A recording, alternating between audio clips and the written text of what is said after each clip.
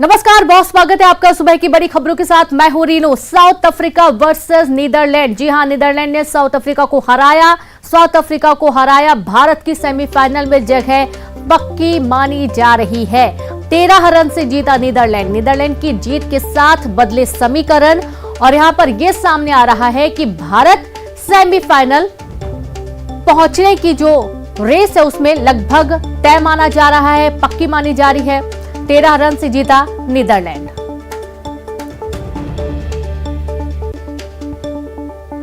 तो South Africa versus Netherlands. Netherlands ने South Africa को हराया। साउथ अफ्रीका को हराया भारत की सेमीफाइनल में जगह पक्की। 13 रन से जीता नीदरलैंड। नीदरलैंड की जीत के साथ समीकरण बदल गए हैं।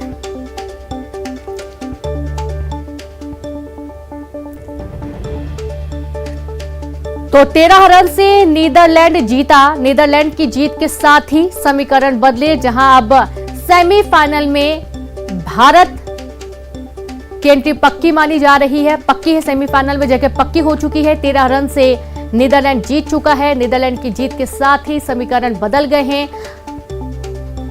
साउथ अफ्रीका वर्सेस नीदरलैंड, जिसमें साउथ अफ्रीका को हरा दिया है नीदरलैंड ने, और साउथ अफ्रीका को हराते हुए अब देखा यह जा रहा है कि भारत की सेमीफाइनल में जगह पक्की हुई।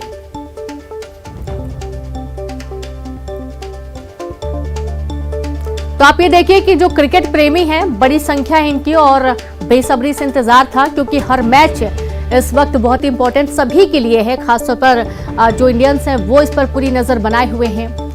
और मैच की शुरुआत से ही जो नीदरलैंड है उसने एक बढ़त बना के रखी और नीदरलैंड की जीत के साथ ही जो समीकरण है वो बदले हुए नजर आए हैं। काफी जोश और उत्साह देखा जा रहा है, क्योंकि एक बहुत बड़ा सपना है कि भारत सेमीफाइनल में पहुंचे और आगे भी पहुंचे, जीत पक्की करे, सुनिश्चित करे। तो सेमीफाइनल में जगह पक्की हो चुकी है। 13 रन से नीदरलैंड जीता है। नीदरलैंड की जीत के साथ ही जो समीकरण है वो बदले हैं और भारत के लिए खुशखबरी है कि भारत की एंट्री सेमीफाइनल में हो चुकी है।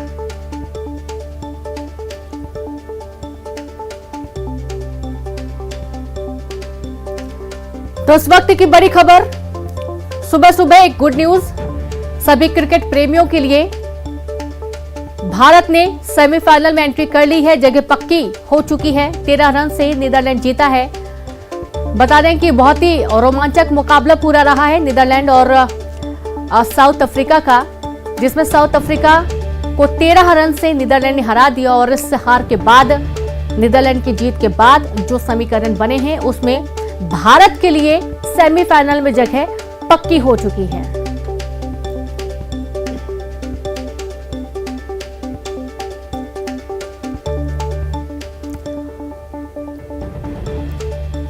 और चलिए अब सीधे रुक करेंगे ज्यादा जानकारी के साथ। संवाददाता अनुराग जुड़ गए हैं। अनुराग, वहां नीदरलैंड की जीत हुई और यहां देखा जा रहा है कि भारत के लिए एक नया रास्ता, नया द्वार खुल चुका है।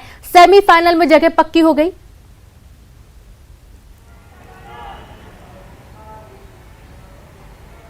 बिल्कुल, देखिए अब ये तय माना जा रहा है कि टीम इंडिया की जगह सेमीफाइनल में पक्की हो गई है। हालांकि पहले कहा जा रहा था कि जिम्बाब्वे के साथ मुकाबले में भारत को जीत जरूर दर्ज करना होगा, उसी के बाद सेमीफाइनल में जगह मिलेगी। लेकिन जिस तरीके से जो अंकों का गणित निकल कर आ रहा है उसमें अब ये पूरी तरीके से तय माना जा रहा है कि टीम इंडिया जो है अब अपनी सेमीफाइनल में जगह पक्की बनाती हुई नजर आ रही है। तो सेमीफाइनल में अब भारत का जगह बन गई है और सेमीफाइनल में टीम इंडिया की भिड़ंत किससे होगी इस बात को लेकर इंतजार होगा। लेकिन आज जो सबसे महत्वपूर्ण मैच है भारत का जिम्बाब्वे के साथ, उस पर भी सभी की नजरें टिकी होंगी, क्योंकि टीम इंडिया जिस तरीके से लगातार प्रदर्शन कर रही है, चाहे वो पाकिस्तान के खिलाफ हो, बांग्लादेश के खिलाफ हो, जिस तरीके से टीम इंडिया का परफॉर्मेंस रहा है, उसके बाद आज के मैच को लेकर भी खासी दिलचस्पी जो है क्रिकेट प्रेमियों में देखी जा रही है। 1:30 बजे से मुकाबला होगा और कहा जा रहा है कि आज टीम इंडिया में जो रोहित हैं वो कुछ ना कुछ बदलाव भी कर सकते हैं, यानी कि गेंदबाजी में आज बदलाव करने की तैयारी जो है मानी जा रही है। जिम्बाब्वे की टीम जो है उसका जो क्रिकेट है वो भी खासा शानदार है। तो वहां पर किस तरीके से बल्लेबाजों को रोका जा सकता है, इसी को लेकर आज जो है किसी नए गेंदबाज को जो है टीम इंडिया में शामिल किया जा सकता है, मौका दिया जा सकता है। तो आज का मुकाबला भी बेहद खास होगा और इस लिहाज से भी कि किस अंकों के साथ टीम इंडिया सेमीफाइनल में अपनी जगह बना पाती है। जी बिल्कुल, और ये बहुत ही महत्वपूर्ण है। युगल भी हमारे साथ जुड़े हैं, काफी मुस्कुराहट है उनके चेहरे पर, काफी खुशी देखी जा रही है। युगल, एक खुशखबरी, सुबह सुबह भारत सेमीफाइनल में जगह पक्की कर चुका है और आज जो मुकाबला है वो भी काफी दिलचस्प रहने वाला है।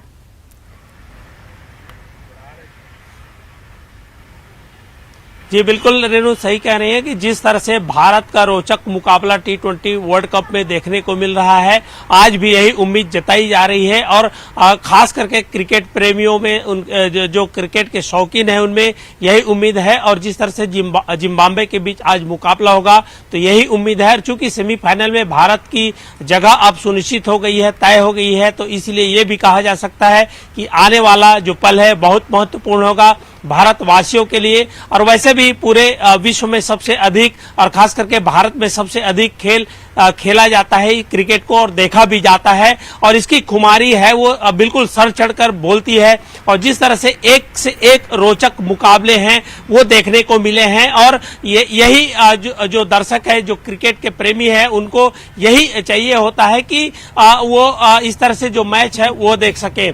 सबसे बड़ी बात यही है कि अभी किसके बीच जो है सेमीफाइनल के बाद जो मुकाबला होगा वो तय नहीं हुआ है, लेकिन अभी भी लोगों की आस है, खिलाड़ियों पर भरोसा है और जिस तरह से उम्मीद यही लोग कर रहे हैं कि भारत के लिए अच्छा होगा, खिलाड़ी बेहतर प्रदर्शन करेंगे, कुछ बॉलिंग में भी परिवर्तन करने की जरूरत है। जिस तरह से यहाँ के जो लोग हैं वो बता रहे हैं, आम दर्शक है वो क्रिकेट के जो शौकीन है वो बता रहे हैं, तो यही उम्मीद है कि भारत अच्छा खेलेगा और एक बेहतर परिणाम है और सौगात के रूप में भारतवासियों को मिलेगा। जी जी बिल्कुल अनुराग, देखा ये जा रहा है कि भारत लगातार बहुत ही अच्छा प्रदर्शन कर रहे हैं। तमाम जो प्लेयर्स हैं वो अपनी अपनी जगह पर बहुत ही अच्छा प्रदर्शन करते आ रहे हैं और खास तौर पर हम देख पा रहे हैं कि चाहे वो बल्लेबाजी हो चाहे वो गेंदबाजी हो, अच्छे परफॉर्मेंस के साथ एक और ज्यादा प्रेशर अब कहीं ना कहीं बढ़ जाना है, क्योंकि आज बहुत ज्यादा है, लोगों में उत्साह बहुत ज्यादा है और बिल्कुल नजर गड़ा के बैठे हुए हैं कि कब सेमीफाइनल का मैच होगा और आज का मुकाबला भी काफी रोचक रह सकता है।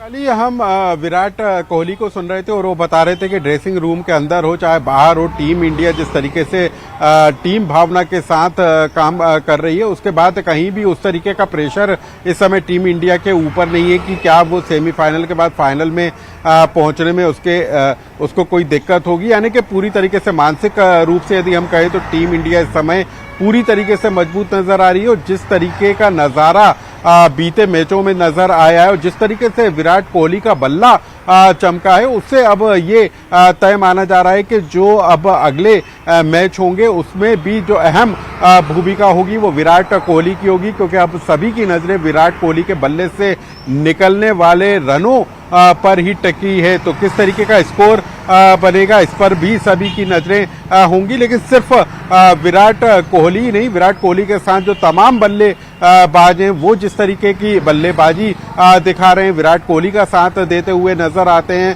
तो एक छोर से नहीं कई तरह से जो है रंग मैदान से बटोरते हुए बल्लेबाज नजर आ रहे हैं और इसी तरीके का नजारा गेंदबाजों की गेंदबाजी में भी नजर आता है। तो निश्चित तौर पर यदि हम कहें तो टीम इंडिया इस समय मजबूत स्थिति में है, चाहे वो जिम्बाब्वे हो या कोई दूसरी टीम हो, इस समय टीम इंडिया का मुकाबला करने के लिए कोई भी टीम सामने टिकी हुई नजर नहीं आ रही। बिल्कुल अनुराग और युगल, बहुत शुक्रिया आपका तमाम जानकारी साझा करने के लिए। तो इस तरीके से काफी मजबूत इस वक्त टीम इंडिया नजर आ रही है और बहुत ही कूल माइंड के साथ ही पूरा गेम प्लान किया जा रहा है, पूरी गेम की तैयारी की जा रही है।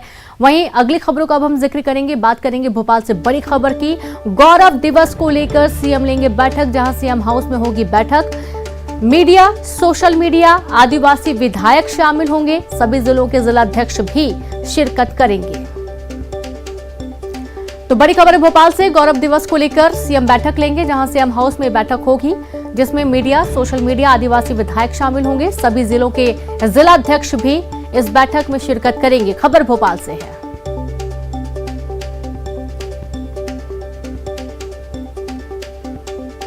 तो गौरव दिवस मनाया जा रहा है और इस गौरव दिवस को मनाए जाने को लेकर महत्वपूर्ण बैठक सीएम हाउस में बुलाई गई है, जिसमें कई सारे मुद्दों के साथ ही तैयारियों को लेकर भी चर्चा होनी है। और इस बैठक में मुख्य रूप से मीडिया, सोशल मीडिया, आदिवासी विधायक शामिल होने वाले हैं। सभी जिलों के जिलाध्यक्ष भी इस बैठक में शिरकत करेंगे।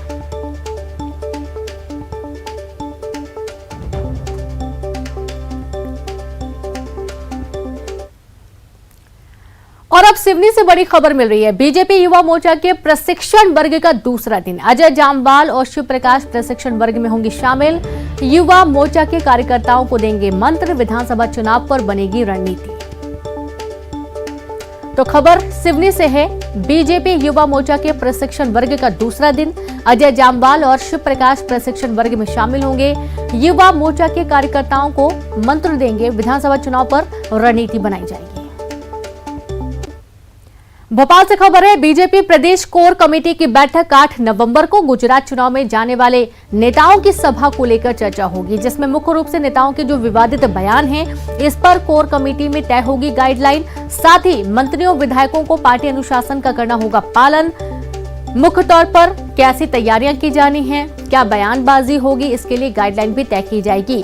कुछ प्रमुख शब्दों का इस्तेमाल नहीं करना है, किन मुद्दों को नहीं उठाना है, किन मुद्दों को लेकर प्रमुखता से आमजन के बीच में पहुंचना है, तमाम ऐसे बिंदु हैं जिनको लेकर बीजेपी प्रदेश कोर कमेटी की बैठक में चर्चा होनी है। गुजरात चुनाव में जाने वाले सभी नेताओं की सभा को लेकर ये चर्चा होनी है।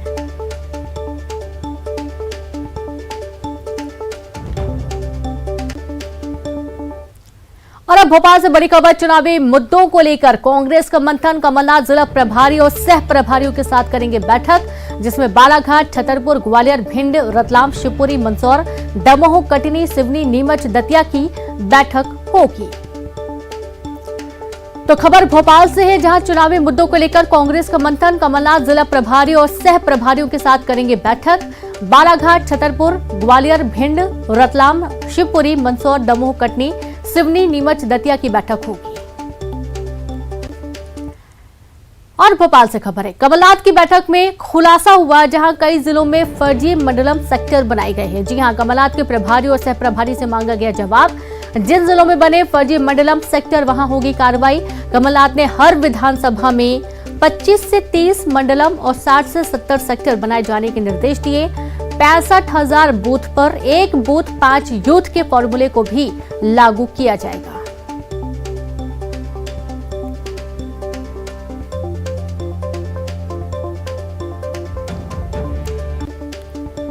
अब वो खबर जिसका हम सबको बेसब्री से इंतजार था। नामीबिया से लाए गए 8 चीतों में से 2 चीतों को कोनो नेशनल पार्क के बड़े बाड़े में छोड़ा गया है। बड़े बाड़े में चीते अब बेखौफ होकर रफ्तार भर सकेंगे और अपना शिकार कर सकेंगे। प्रधानमंत्री नरेंद्र मोदी ने इस पर खुशी जताई। पीएम ने ट्वीट कर कहा, जरूरी क्वारंटीन के बाद चीतों को छोड़ा गया है। सभी चीते स्वस्थ, सक्रिय और अच्छे हैं। जल्द ही बाकी चीतों को भी छोड़ दिया जाएगा। तो ये देखिए, बड़े बाड़े में 2 चीतों को छोड़ा गया है, जिस पर प्रधानमंत्री नरेंद्र मोदी ने खुशी व्यक्त की और उन्होंने एक ट्वीट भी किया है। तो तमाम जो औपचारिकताएं थी वो पूरी करने के बाद ये चीते छोड़ दिए गए हैं। अब बाकी के अन्य चीते भी बड़े बाड़े में छोड़े जाएंगे। और चलिए अब सीधे रुक करेंगे रायपुर से, माफ कीजिएगा, भोपाल से संवाददाता अनुराग श्रीवास्तव जुड़े हैं। अनुराग, देखा जा रहा है कि 2 चीते बड़े बाड़े में छोड़ दिए गए हैं, काफी खुशी है। प्रधानमंत्री नरेंद्र मोदी ने भी ट्वीट किया इसको लेकर।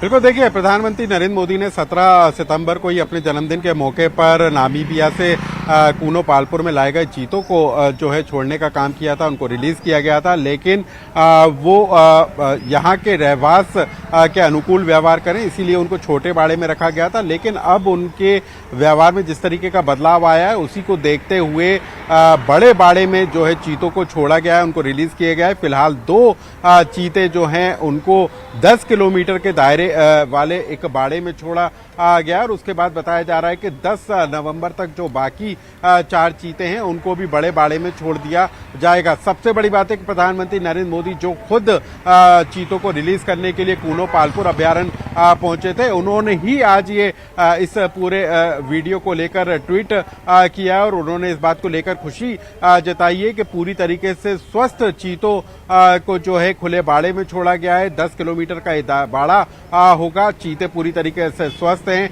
यानी कि अब वो खुले में शिकार कर पाएंगे। अभी तक जो चीते हैं उनको जो है शिकार परोसा जा रहा था ताकि वो इसके अनुकूल व्यवहार करें, लेकिन अब खुले जब बाड़े में चीतों को छोड़ा गया है तो वो अपना शिकार खुद कर सकेंगे और जो उनका स्वाभाविक व्यवहार है उसके अनुकूल बाड़े में वो विचरित कर सकेंगे। तो एक ये बड़ा कदम अब श्योपुर से जो है वन विभाग की तरफ से किया गया है। सबसे बड़ी बात है कि चीता टास्क फोर्स की सहमति के बाद इस पर ये कदम उठाया गया है। तो प्रधानमंत्री नरेंद्र मोदी ने भी ट्वीट कर इस पूरे मामले को लेकर खुशी जाहिर की है। रीनू जी बिल्कुल। अनुराग, पहले नवंबर में इन चीतों को छोड़ा जाना था बड़े बाड़े में, लेकिन इन्हें अभी ही मतलब आगे छोड़ा जाना था, लेकिन इन्हें जल्द ही छोड़ दिया गया है।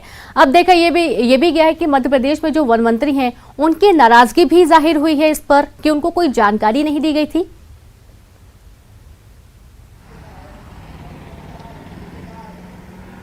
बिल्कुल, देखिए वन मंत्री विजय शाह इस चीतों को रिलीज करने को लेकर जरूर नाराज बताए जा रहे हैं, क्योंकि अफसरों से उनकी चर्चा के दौरान ये तय हुआ था कि 6-7 नवंबर को जो है कूनों में चीतों को रिलीज किया जाएगा, लेकिन उनके बिना जानकारी में लाए चीतों को रिलीज किया गया। इसी को लेकर वन मंत्री विजय शाह खासे नाराज बताए जा रहे हैं। लेकिन सबसे बड़ी बात है कि जो चीता टास्क फोर्स प्रधानमंत्री नरेंद्र मोदी के निर्देश पर गठित हुआ है, उस टास्क फोर्स की सिफारिश के बाद ही चीतों को छोड़ने का फैसला हुआ है और यही वजह रही कि पीएम मोदी ने भी इन चीतों को रिलीज किए जाने पर अपनी खुशी जाहिर की है। लेकिन वन मंत्री जरूर नाराज बताए जा रहे हैं, लेकिन अभी बाकी चीतों को भी रिलीज करना बाकी है और बताया जा रहा है कि 10 नवंबर तक बाकी चीतों को भी खुले बाड़े में छोड़ा जाएगा। तो क्या नाराजगी दूर हो पाती है, विजय शाह की देखने वाली बात होगी, लेकिन फिलहाल जो है चीतों को बड़े बाड़े में छोड़े जाने को लेकर जो है वन प्रबंधन खुश नजर आ रहा है और पीएम मोदी ने भी खुशी जाहिर की है। जी बिल्कुल, बहुत शुक्रिया आपका अनुराग तमाम जानकारी के लिए। आगे भी आपसे जानकारी लेते रहेंगे।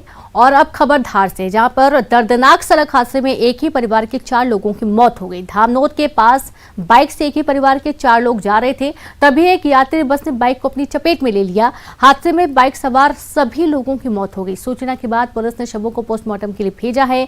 आगे की कार्रवाई में पुलिस जुट गई है। तो आप ये देखिए कि एक ही परिवार के 4 लोगों की मौत हो गई। बस ने बाइक को रौंदा और बाइक सवार 4 लोगों की मौत हो गई। धार में दर्दनाक हादसा हुआ है। हादसे में बाइक सवार सभी लोगों की मौत की जानकारी है। सूचना के बाद पुलिस ने शवों को पोस्टमार्टम के लिए भेज दिया है। आगे की कार्रवाई में जुट गई है। ना ये धामनोद आए थे, धामनोद से घर जा रहे थे वापस। अभी 9:30 बजे के समथिंग में क्रॉसिंग करने के बावजूद कहाँ क्रॉसिंग कर रहे थे? ये भाटे ढाबा के सामने गणपति घाट के नीचे। फिर क्या हुआ? तो बस वाले ने टक्कर दे दिया। फिर बस वाला रुका हुआ? नहीं रुका, वो आगे निकल आया। ये काय पे थे? ये मोटरसाइकिल से जी। अच्छा, कौन कौन थे ये? और वो दोनों मतलब पति पत्नी दोनों थे और भाई बहन थे उसके। 2 बच्चे थे? मतलब 2 बच्चे थे। उन्हीं के बच्चे? हाँ, उन्हीं के बच्चे थे। अच्छा, तो क्या हुआ अभी वहाँ पे? क्या हुआ, 3 तो स्टॉप पे खत्म हो गया और एक के साथ चली हुआ बहन थी उसकी, जो छोटी बच्ची। हाँ। ये भाटी ढाबा थाना महेश्वर अंतर्गत एक एक्सीडेंट हुआ है, जिसमें 4 लोगों की डेथ हुई है, पति पत्नी और 2 बच्चों की। और उसमें अभी हॉस्पिटल लाए थे, चारों को रखवा दिया है। सवेरे उनका पीएम होगा और गाड़ी। और ज्यादा जानकारी के साथ संवाददाता नवीन मेहर जुड़ गए। नवीन, एक दर्दनाक हादसा सामने आया है जिसमें पति पत्नी समेत 2 मासूम बच्चों की दर्दनाक मौत हो गई। कहां लापरवाही हुई है, क्या कुछ कार्रवाई इस पूरे मामले में? जी हाँ, बिल्कुल बताना चाहूंगा कि ये धामनोद के घाट पे जो हादसा हुआ है, बड़ा ही दर्दनाक हादसा है। इसमें 4 लोगों की जो है वो मौके पर ही मौत हो गई। बताया जा रहा है कि धामनोद से जो है बांकानेर की ओर बाइक पर सवार होकर एक परिवार जा रहा था, जिसमें 2 पति पत्नी और इनके 2 बच्चे शामिल थे। और तभी सामने से तेज रफ्तार यात्री बस जो है वो आई और सीधे जो है बाइक को उसने जोरदार टक्कर मार दी, जिससे जो है इनमें से जो है 4 की जो है मौत हो गई। बताया जा रहा है कि टर्न था और टर्न पे जो है बस एकदम तेज रफ्तार से आई और वो बस चालक जो है बस को जो है मोड़ नहीं पाया और सीधे वो बाइक पर जा चढ़ा, जिस कारण से ये पूरा हादसा हुआ है। वहीं घटना की सूचना मिलने के बाद में धामनोद थाना पुलिस जो है मौके पर पहुंची। उसके बाद में जो है चारों की डेड बॉडी जो है वो धामनोद के अस्पताल में पहुंचाई गई है, जहां पर चारों का पीएम किया जाएगा। वहीं इस पूरे मामले में बस को भी जो है धामनोद थाना पुलिस ने हिरासत में लिया है और अभी जो है आगे की कार्रवाई में पुलिस इस पूरे मामले में जुटी हुई है। जी बिल्कुल, बहुत शुक्रिया आपका नवीन जानकारी के लिए। तो पुलिस पूरे मामले की कार्रवाई में जुटी हुई है और आप ये देखिए कि इस पूरे घटनाक्रम के दौरान पति पत्नी समेत जो मासूम बच्चे उनकी दर्दनाक मौत हो गई, बस चालक जरूर फरार हो गया। खबर भोपाल से, जहां पर लटेरी गोलीकांड की अब तक जांच शुरू नहीं हुई है। विदिशा में हुआ था लटेरी गोलीकांड, लंबित हुए डिप्टी रेंजर को भी बहाल किया गया। न्यायिक जांच के लिए गठित की गई थी कमेटी। अधिसूचना के बाद भी आयोग ने नहीं शुरू किया काम। 9 अगस्त फायरिंग के दौरान आदिवासी की हुई थी मौत और इस पूरे मामले में अभी तक जांच नहीं हुई है। तो खबर भोपाल से है, लटेरी गोलीकांड की अब तक शुरू नहीं हुई जांच। जहां विदिशा में हुआ था गोलीकांड, निलंबित हुए डिप्टी रेंजर को भी बहाल कर दिया गया। न्यायिक जांच के लिए गठित की गई थी कमेटी। अधिसूचना के बाद भी आयोग ने नहीं शुरू किया काम। 9 अगस्त फायरिंग के दौरान आदिवासी की मौत हुई थी।